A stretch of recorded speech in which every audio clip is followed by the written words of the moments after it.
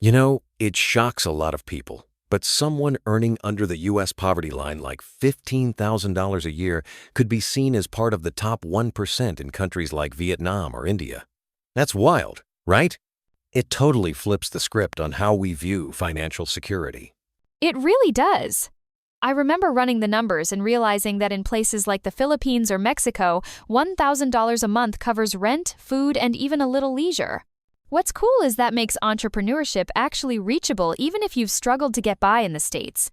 Exactly, and I think this is where geo-arbitrage becomes so powerful. If you relocate with a small nest egg and launch a business, suddenly you've got the room to breathe and, honestly, to dream bigger. Totally.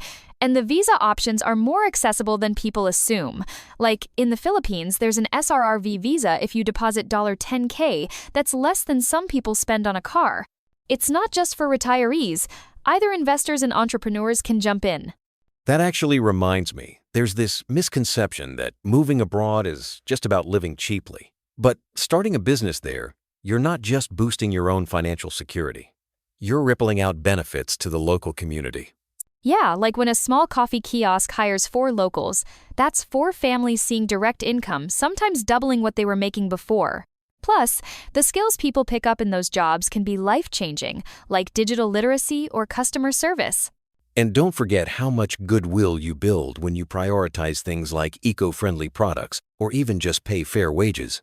I've seen ventures that started as a simple street food cart and, a year later, became a small hub for local youth training. Honestly, that social ripple is what excites me most.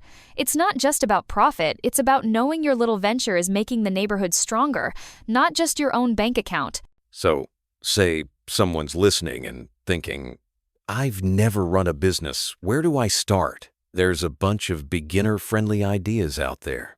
Stuff like street food carts, online English tutoring, even simple handicraft resale shops.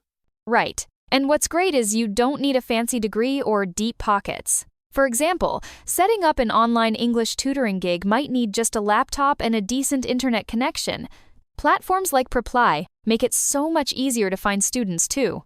And for hands-on types, those small product stalls or food carts can be launched for as little as $1,000. Buying supplies locally, renting a market stall, and learning recipes from neighbors, it's all possible even if you're totally new to the game. One thing I always tell folks, start small and lean on local knowledge. Ask vendors for tips, join expat Facebook groups, and don't be afraid to test the waters with a tiny pilot run like selling $100 worth of crafts before diving in. Last week, we got stuck on the legal side, so let's break that down a bit. First step, research your target country's living costs and visa options. Numbeo.com is surprisingly useful for comparing rents or groceries. I've had something like that happen too, spending hours on expat forums to figure out paperwork.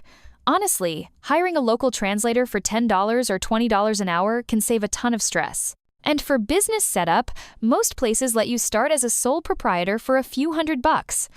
Funding trips people up sometimes, but microloans like through Kiva or just starting with personal savings can be enough. And don't forget, launching small is smart. Maybe one cart, a handful of students, or a test batch at a weekend market. Tracking your progress matters too. Even a notebook or free Google Sheet works to monitor sales or how many locals you've hired. Plus, sharing your journey on social media can actually boost business and help you connect to the wider community. What surprised me most is how often people trip over taxes or paperwork. Filing IRS, Form 2555 for foreign income, or reporting bank accounts, U.S. rules follow you abroad. Getting some advice up front, even if it costs $100 or so, can spare you headaches. And building trust locally can't be underestimated. Even learning a handful of phrases or hiring locals signals that you're invested, not just passing through. It's honestly the difference between being welcomed and being just another outsider. Also, minimizing risk is key. Start with a $500 or $1,000 pilot before betting big. Use free branding tools like Canva and look for partnerships with NGOs or local businesses when possible. If folks remember one thing, let it be this: your relative wealth can spark real change, both for you and your new community. Start small, stay humble, and measure your impact as you grow. It's way more rewarding than just chasing dollar signs.